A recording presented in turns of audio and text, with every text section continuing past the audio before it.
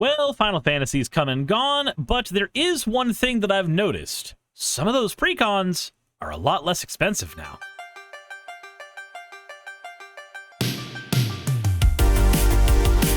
So, recently, the Final Fantasy precons have been restocked everywhere, and the way that I know that is that their prices have significantly dropped. You see, when the Final Fantasy precons came out, they were MSRPing for $70. And not only that, that's $30 over the MSRP for most every other precon, but on top of that, we also had the fun and quirky scenario where they were getting price gouged basically everywhere. And, well, things have come full circle. I'm hoping that everybody that scalped these definitely bit a curb somewhere and had a boot at the back of their head, because looks like all the prices have dropped significantly. Now, this is Amazon specifically, and I know that not everybody wants to shop on Amazon for a variety of reasons. I can name quite a few, but those would be opinions for my other channel.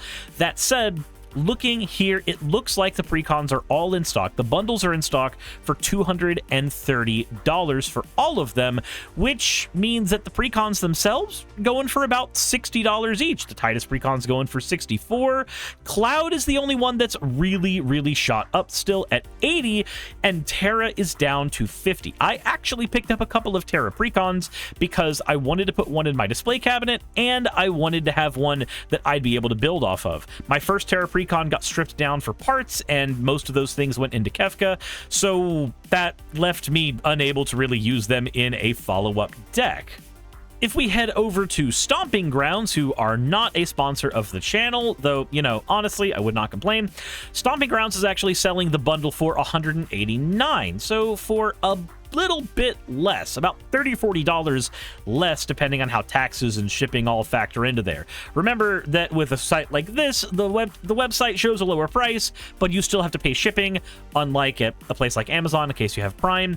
And then we also have Manapool, a sponsor of this channel, who they do not sell directly, but they do host several different vendors who do sell them. And here's where you're going to see them for about $285, but you'll be able to use mana that you've built up on your time on the website if you want to use it for Manapool. Manapool sponsors me. I appreciate them sponsoring me. I also want to be transparent about prices. But I bring all that up to say there is one precon that I really wanted to work on, and that is the Terra precon. Mostly because, I'm gonna be honest, it just seems really fun to play a revival combat deck. Like, I play a lot of these styles of decks. This is right up my alley. So honestly, this is something that I want to build, and I think we're going to go ahead and build it today. Now, we're not going to be doing a precon upgrade for this. Everybody and their mother does those. I only really want to do precon upgrades for decks that I personally find a whole lot of value in doing a precon upgrade for. Instead, I want to do a build with Terra specifically, and let's go ahead and set the budget to about $20. Let's see what we can come up with. So our commander is Terra, Herald of Hope, a 3-mana Mardu commander with the Trance ability, meaning that she will mill us for 2 cards whenever we begin combat, and then she'll gain flying until end of turn. Then, when she deals combat damage to a player, we're allowed to pay 2 mana and revive any creature from our graveyard with mana value 3 or less and put it into the battlefield tapped. Now, at first glance, it seems like you'd want to revive a lot of small creatures with this ability, and for sure, we're going to have a couple of those in the deck. And most of the upgrade guides that I watched for this deck were saying to revive creatures that were little, things like Apprentice Necromancer, things like Squall. But I'm gonna be honest, I think that Apprentice Necromancer actually gives us the guiding post for what we should be doing with this deck, something that's far more fun. That is creating a revival chain. A revival chain is when you use one reanimation spell and it gets you one creature, and that creature gets you another creature, and it creates a cascading effect of things. So if we revive a Karmic Guide, and then that Karmic Guide revives a Sun Titan, and then that Sun Titan revives a doomed necromancer, and then that doomed necromancer can revive something on a following turn. That is a reanimation chain. And there's a lot of different reasons that we want to build the deck like this. For one, the effect of Terra only allows us to summon little guys like the doomed necromancer and the karmic guide. But by using these cards as filters effectively, we can use these smaller creatures to revive these larger creatures that normally would be outside of Terra's ability to summon. As such, I think a 15-card reanimation package is in order so that we can create these chains. And some of these are going to act as filters, and some of these are not going to be filters. So let's talk about the filters.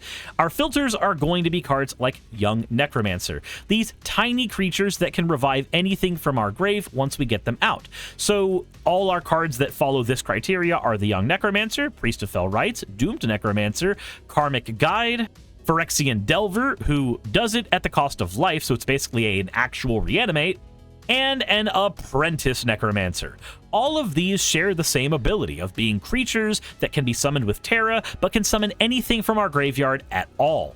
For cards like the Apprentice Necromancer, the Priest of Fell Rites, and the Doom Necromancer, this does mean that we are going to be sacrificing these cards as if they were sorceries in their own right, but for cards like the Karmic Guide, to a lesser degree, and Redemption Choir that are able to let us make a bigger chain, we actually can create quite the board state. Hell, even Karmic Guide killing itself when we begin our turn doesn't matter too much because having a 2/2 blocker that has flying can sometimes be the difference between an aggro deck taking us over and not. Real quick pitch, if you like watching people play video games, I do a lot of that over on my Twitch channel. I was recently playing Donkey Kong over there, and it's been an interesting experience. I also occasionally do Magic Arena over there if that's your jam. But honestly, since you're over here, if you haven't already, please consider going down and clicking the like button and also the subscribe button. It helps me out a ton as a content creator and makes it easier to get more content out there in front of more people's eyes if you like seeing people run budget builds. If you want to support me financially, there are a couple of ways to do so. There's obviously Patreon, which is down here, but you can also pick up my channel playmat over it with the link in the description below. And there's also my mana pool link where you can get all kinds of sealed product as well as a ton of singles if that is what you are looking for. That all said, I appreciate your time and let's get right back into the video. Some of our big targets that can reanimate other targets are going to be Sun Titan and that aforementioned Redemption Choir. Redemption Choir does have Coven, and in this deck, Coven's a little more tricky to trigger than in others because we need 3 different attack values, and Terra and Redemption Choir unfortunately share an attack value, so use this one with a little bit of care. But both Sun Titan and Redemption Choir can summon up No Rest for the Wicked from the grave, which will allow us to return any creature cards that go to the grave back to our hand. This is an incredibly helpful card to use in case somebody decides to do the 1-2 punch to us of Board Wipe, then Bojuka Bog. While I was testing this deck earlier today with friends, that's actually a scenario I was dealing with fairly often, maybe because one of said friends was playing a Hearthhold deck, and so he had a lot of access to reusing Bojuka Bog, but still, point is, No Rest for the Wicked does help us save ourselves from these fates, and it is summonable with cards like Sun Titan and Redemption Choir, respectively. Then we have Phoenix Down, which came in the original precon. It just lets you revive more small creatures. Rejoin the Fight also came in the precon. It lets us mill 3 cards and then reanimate any 3 creatures from our grave, but our opponents get to pick the creatures. Victimize sacrifices a creature to revive 2 creatures, which is super important for the deck. Stitch Together is finally budget viable again at 75 cents, and it revives any creature from the grave for 2 mana, as long as we meet the threshold requirements. Squall Seed Mercenary is a Sun Titan in his own right, but he gives any creature that attacks alone the ability to have Double Strike, which means we get 2 triggers of our own Terra's ability. Then we have Chainer Nightmare Adept, something that can be summoned with Terra and allows us to discard cards to revive even more creatures from our graveyard, which is super powerful in a deck like this because if we happen to draw any of our good reanimation targets, we want to be able to throw them to the grave, and having a card that can throw those to the grave that just happens to be a creature that our commander can pull out is incredibly helpful. Now, we do want some other big targets besides just a Sun Titan to get out with our commander when we're doing our revival chains. So what are we going to be pulling out? Well, fans of 1-800 Are You Flappin' are gonna be super happy to see Zatalpa Primal Dawn here. Zatalpa is a fantastic pseudo commander that always gets in for 8 damage, always blocks for tons, can't die to board wipes, and just has a ton of different stat lines on it. It's kind of nutty. Now, most people laugh at Zatalpa and do not like Zatalpa being included in a lot of precons, but I think in a deck like this, it actually does a lot of work. I'm perfectly fine keeping Zatalpa in here because of the things that it does. We also have big targets like Combustible Gear Hulk, but we'll talk about those in a minute. We have a Tali Primal Storm in here as well, who allows us to freely cast spells off the top of everybody's deck. We're also going to run General's Enforcer in here because the Enforcer can give our Terra indestructible, making it harder for our opponents to deal with her, and we can exile cards from our own from anybody's graveyard to make human soldier creature tokens. So this is a way to remove problematic cards off our opponent's boards as well. Well, not boards, but their graveyards. You know what I mean. We're also going to have Terra summon Maw of the Obsidat, a 3/3 creature that can sack other creatures to make all of our creatures big. Now, if this is on the board with something like Zatalpa, then the amount of damage you can output is quite significant, but this is mainly here so that we can reuse and recycle creatures that Terra summons. Sometimes we whiff on her mills, and we need to be able to get more creatures in the grave for her to be able to summon again, and Maw allows us to do just that. But for filling up our grave, we are going to run a copy of Citrus Supplier so that we can have that turn 1 mill 3 ability. It helps out a lot more in this deck than in many others I've built. I'm also going to run the MDFC Glasswing Grace. It will give our commander 2/2 and give it lifelink. And I find that in aggro decks, having some form of lifelink is way more important than most people realize. Because you are being as aggressive as you are, you tend to make enemies way faster than other players. Combo players even make enemies slower than the aggro player does because it doesn't seem like they're doing their thing right out the gate. We are doing our thing right out the gate, so sometimes this needs to be a land for us, and other times it needs to be a convenient way to give our commander some longevity for our own life total. But that does it for the core strategy of our deck. We want to be summoning some big creatures using revival chains to make them happen, and we want to be able to summon a lot of creatures so that we can do the aggro thing. We want to be reviving creatures and doing lots of damage and hitting people a lot. So let's go ahead and talk about how we're going to draw through the deck to see those creatures in the first place. Our draw package for the deck is going to be 12 cards deep, and each of these cards has some way to not only draw us cards, but throw things in the graveyard so that we can reanimate. Now, the original precon came with Laughing Mad, and while there are better costed versions of this effect, it is both on theme and has flashbacks, so I'm willing to run it. We're also going to run a big score that came in the precon as well. It'll allow us to discard a card and draw 2 cards and make 2 treasure tokens. Those 2 treasure tokens, by the way, tend to be far more useful in this deck than in most other decks that are as low costed as a deck like this is, because if you have Terra out on turn 3 and then you play your land on turn 4 and then you tap all of your mana to play your big score to put a revival target in the grave, you are given the 2 treasures you need for Terra's ability to work. This is something that I found several times in my playtesting, and despite wanting to take Big Score out of the deck due to its heavy cost and not being a creature, it's very hard for me to justify it after making that move several times. We are also going to run a Combustible Gear Hulk. This can allow us to either mill 3 or draw 3, but either way we win. And because it A, came in the precon, you probably have one, and B, can be revived with one of our revival chains, it's very easy to get this out and do tons of damage to people. Let's also run Hollowhead, Sliver, Mad Prophet, Rummaging Goblin, and Moria Scavenger. All of these allow us to discard cards to draw cards so we can dig through our deck, get rid of superfluous lands, and most importantly, put reanimation targets in the grave. Heirloom Mirror can also put reanimation targets in the grave, and it also mills us as well. And eventually it flips into the Inherited Fiend, who's a 4/4 in its own right that has the ability to deal with people's graveyards. Honestly, kind of a stellar card that people just do not use that often. One of our other reanimation targets is going to be Furja, the Judge of Valor. This will allow us to get a bit more card draw. If we double spell on a turn, then Furja allows us to look at the top 3 cards of our deck and put one of them in our hand. The rest go into our graveyard to be reanimated.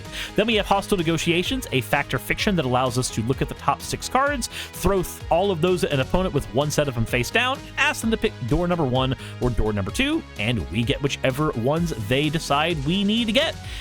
A lot of times you can do some fun psychological games with this card to put your really powerful targets in the face-up pile, so your opponent looks at you and goes, surely this is a mind game. No, you can have the face-up pile. The face-down pile must have something far worse in it. Depending on who your play group is, you will have to adjust how you play this card, but that is half the fun of the card, honestly.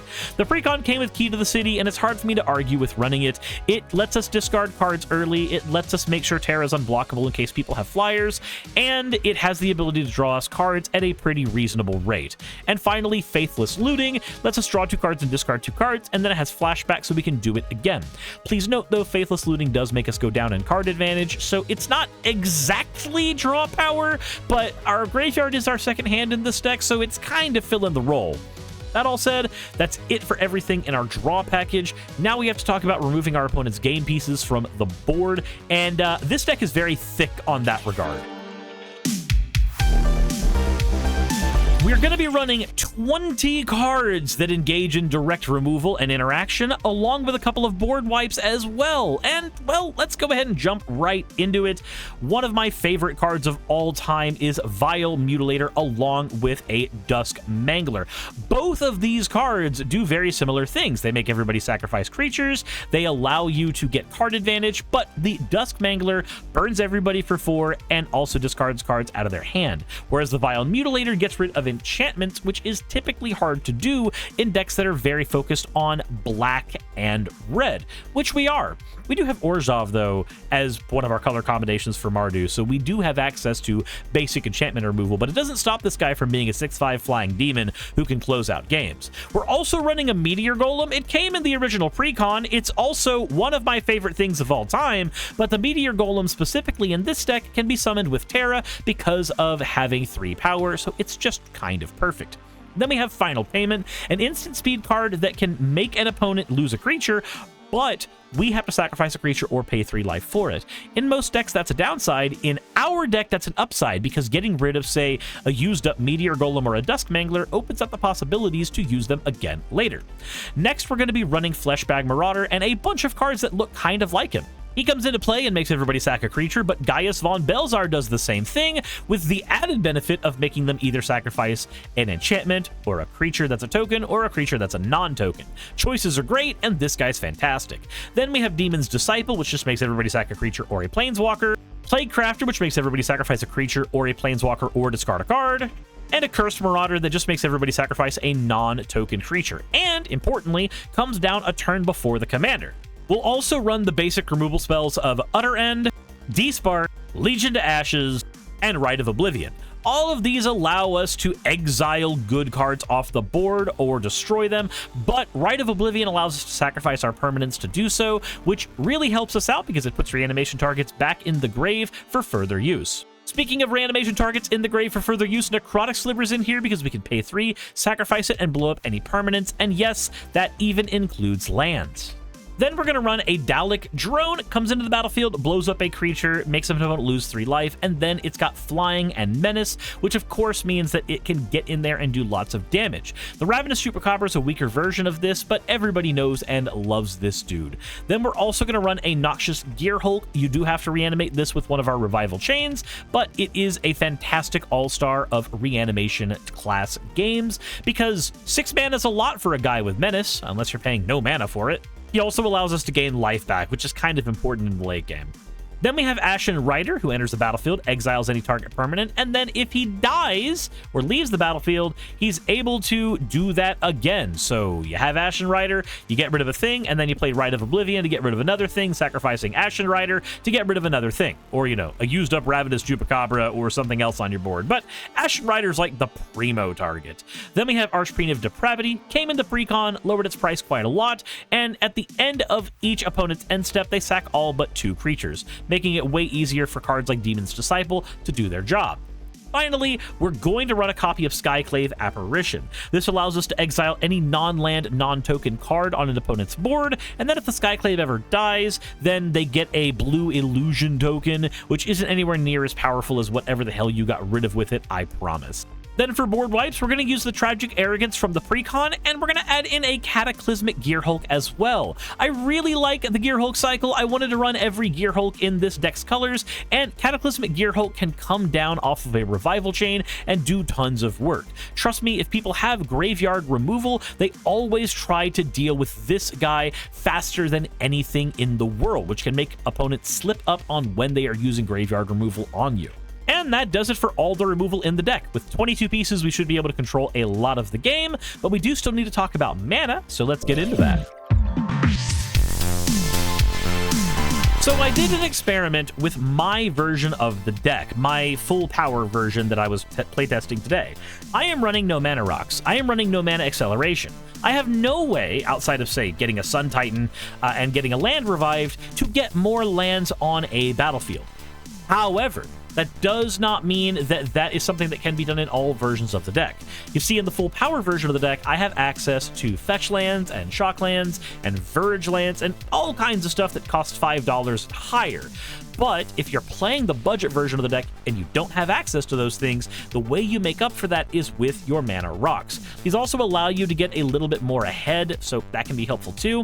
But I wanted to experiment with my version of the deck playing 0 ramp to see what happens, and the deck runs really well with 0 ramp. I'm honestly very surprised. For our budget version of the deck, though, we are going to be running Wayfarer's Bauble to get a land out, Sad Robot to get a land out because it can be revived with our commander, and then Arcane Signet, Orzhov Signet, and Talisman of Conviction, as they are the cheapest of the mana rocks in their colors that we can use. Technically, the cheapest ones we could use would be the Diamond Cycle, but I found that the Diamond Cycle actually disrupts us a lot in this deck because our commander wants to be paying 2 mana for its ability all the time, so we really don't want to have tapped rocks. And the other thing, with a 3-color deck with a commander with no colorless pips, we desperately need to hit our pips for the deck to work, so having access to pips and the rocks does end up working out very well for us. Then for lands, we're running 40 of them with 6 swamps, 3 mountains, and 5 plains. For our Boros lands, we have the tapped lands of Temple of Triumph and a Sacred Peaks because it can be searchable if you are upgrading your deck. Then we have Fury Calm Snarl, Sunscorched Divide, Clifftop Retreat, and Battlefield Forge. By the way, because we know that we are getting the upgraded versions of these lands, the Tango lands and the Cycle lands respectively, you're probably going to stop seeing these tapped typed lands in the decks because strictly better versions of them are going to be available to us soon. Right now, they're still in the $1 to $1.50 category, so I can't fit them into budget decks, but at least the Boros ones have been printed and the Golgari ones have been printed. So expect the mana bases in $15 and $20 decks to be a lot better going forward because we're just gonna have access to better lands. Honestly, the argument for running more expensive lands is going to start becoming less and less fruitful as this game evolves because our low-level budget land bases are going to be able to be just that dang good, especially if you're running a 3-color land base and you have access to 3 different dual-color variants of lands. Anyway, here are the untapped lands that we have access to at this budget for Boros. For Orzhov, we have the untapped lands of Temple of Silence, or the tapped lands of Temple of Silence and Sunlit Marsh. Same thing as before. As we get the better versions of these tapped lands, we're probably not going to be running these in anything but dedicated landfall strategies going forward, but it was nice to have them while we needed them. Then we have the untapped lands of Tainted Field, Shine Shadow Snarl, Isolated Chapel, and Desolate Mire. Then for our Rakdos lands, we have the tapped land of Temple of Malice, and then we have the untapped lands of Tainted Peak, Shadowblood Ridge, Foreboding Ruins, and the Smoldering Marsh, with the Smoldering Marsh being the Tango land of the deck, since we don't have access to all of the colors of Tango lands yet. But it does appear that we're going to be getting more of them soon, so all land bases for budget decks are about to get a whole lot better.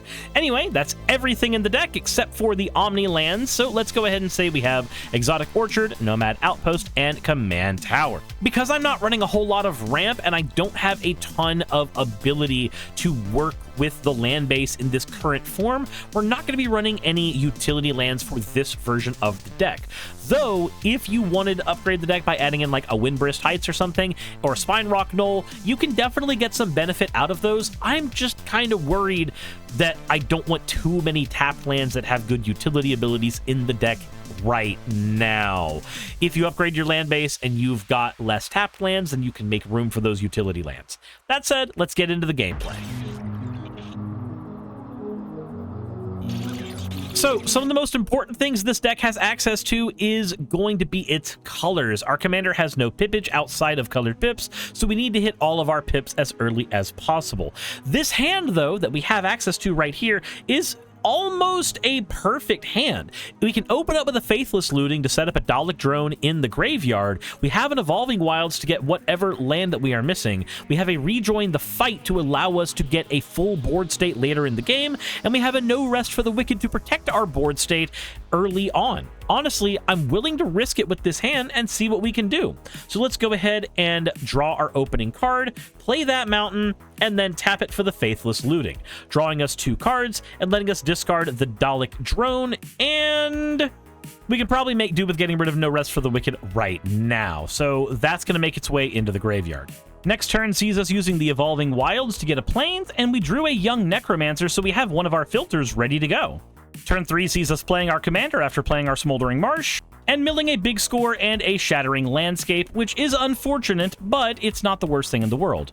Turn 4 comes in, and we are missing a land drop, but we are going to enter combat, and we are going to mill a Cataclysmic Gearhulk and a Temple of Malady. That Cataclysmic Gearhulk is going to be super important for clearing out some problematic cards in a bit, and here's where we have to make a choice.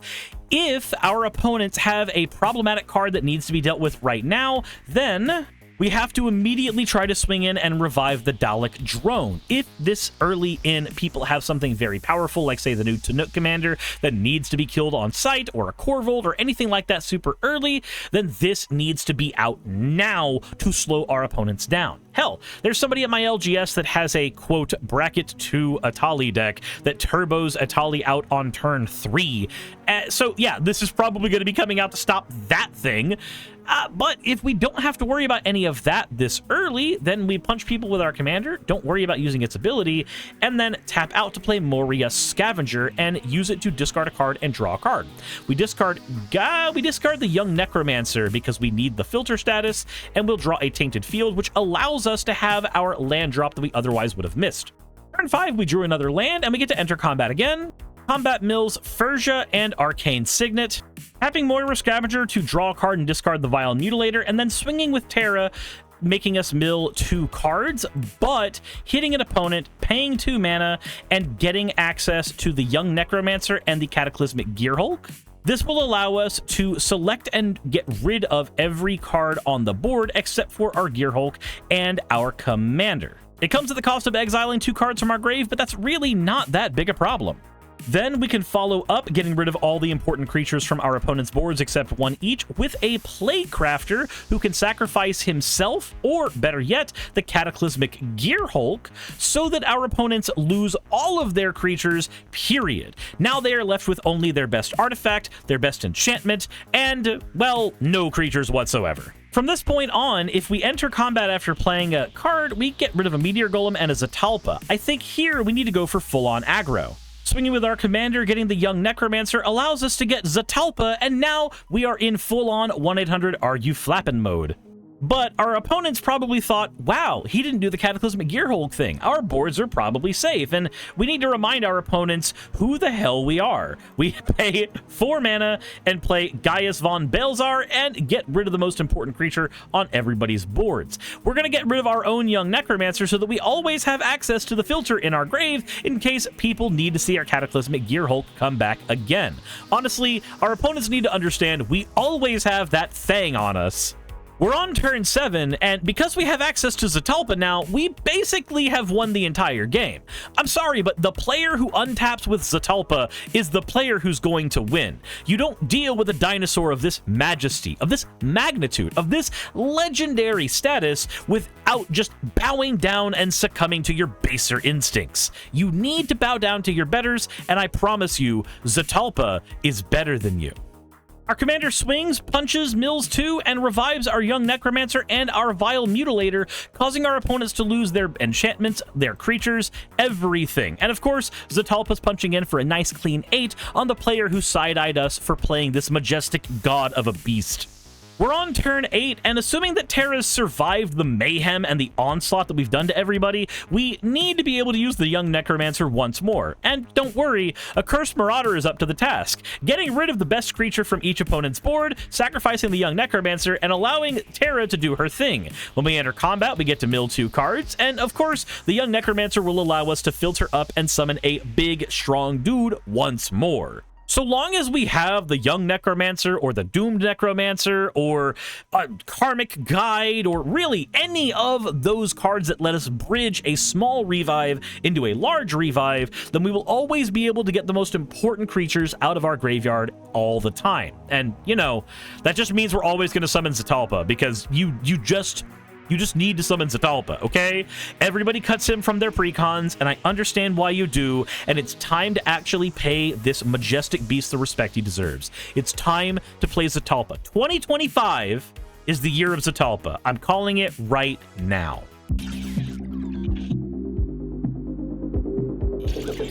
If you're upgrading this deck, then there's plenty of cards from the precon that can do you well. Ruinous Ultimatum is probably the best board wipe in the game. Anger is one of the best haste enablers in the game. Celeste is an incredibly good wheel. Kefka Dancing Mad is just the funniest way to close out games after stealing all your opponent's best spells. And if you've cracked any Final Fantasy, Summon Knights of the Round is a great, slow, but powerful win condition. Get it out early with the commander, and then it will slowly build up a giant board that will end the game for our opponents.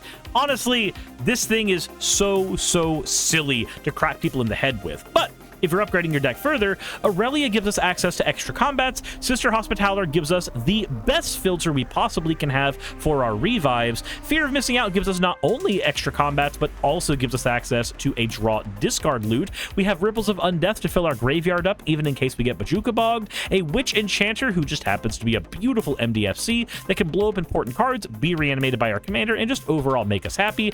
And then we have, you know, Pinnacle Monk, a great MDFC that can let us get back our good reanimation pieces or even our board wipes later in the game. And because this deck is so centered on the commander, once you become a non-budget deck, you have access to Swiftfoot Boots and Lightning Greaves to protect the commander. And with all that said, that's pretty much everything I can think of where this deck is concerned. This is a very budget version of the deck, so if you can't afford to pick up the Terra Precon, but you still want to play the deck, then go ahead and pick up a copy of Terra. She's about $1, and then build this deck around her, and you're gonna have a great time. There's a bunch of different ways you can play this deck. I think the filtering and the multi-revives is the way that I want to go with a deck like this personally. But let me know in the comment section below what you want to do.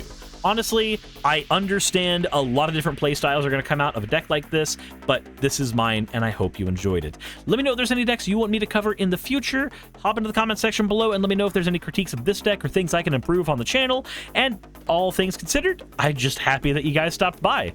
As always, everybody, insert end of video tagline here.